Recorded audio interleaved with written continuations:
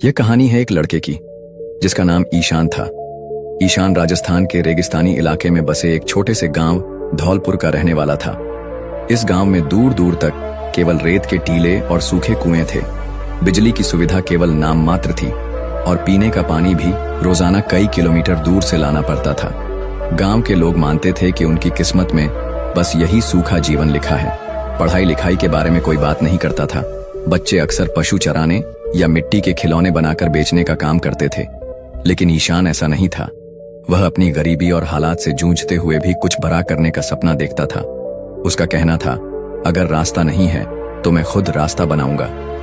ईशान के पिता एक कुम्हार थे। वे मिट्टी के बर्तन और खिलौने बनाते थे और पास के शहर जाकर बेचते थे। ईशान भी अपने पिता के साथ काम करता था, लेकिन उसके दिल में हमेशा एक सवाल रहता था, क्या मैं अपनी जिंदगी सिर्फ मिट्टी में ही बिताऊंगा या इससे आगे कुछ कर पाऊंगा।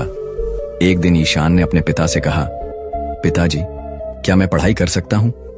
पिता ने गहरी सांस लेते हुए कहा, बेटा, पढ़ाई बहुत महंगी है, हमारे पास पैसे नहीं है, लेकिन अगर तू मेहनत से पढ़ाई करना चाहता है तो मैं तुझे नहीं रोकूंगा।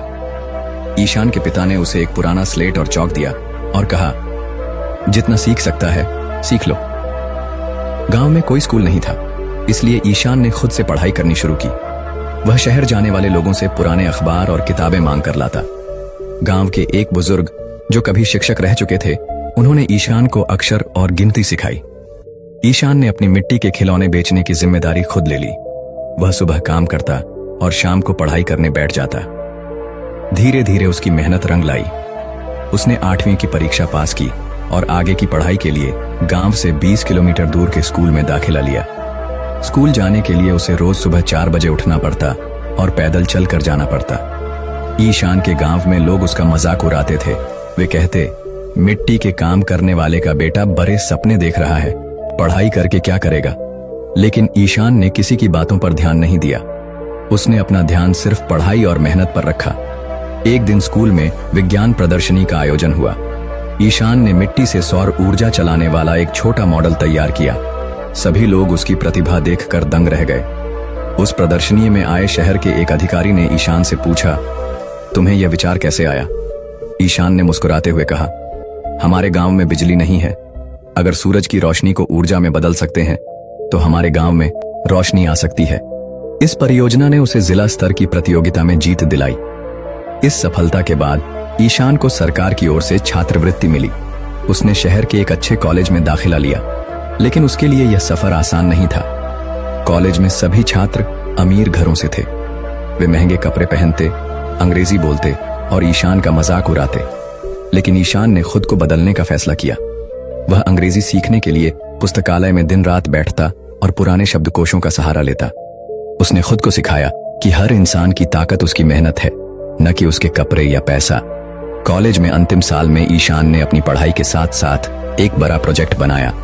उसने सौर ऊर्जा के उपयोग पर आधारित एक ऐसा डिवाइस बनाया जो रेगिस्तानी इलाकों में पानी खींचकर खेती के लिए उपयोगी हो सकता था। इस प्रोजेक्ट ने उसे एक राष्ट्रीय पुरस्कार दिलाया। ईशान की यह उपलब्धि अखबारों और टीवी चैनलों की सुर्खियां बन गई। आज ईशान अपने गांव वापस लौट चुका है।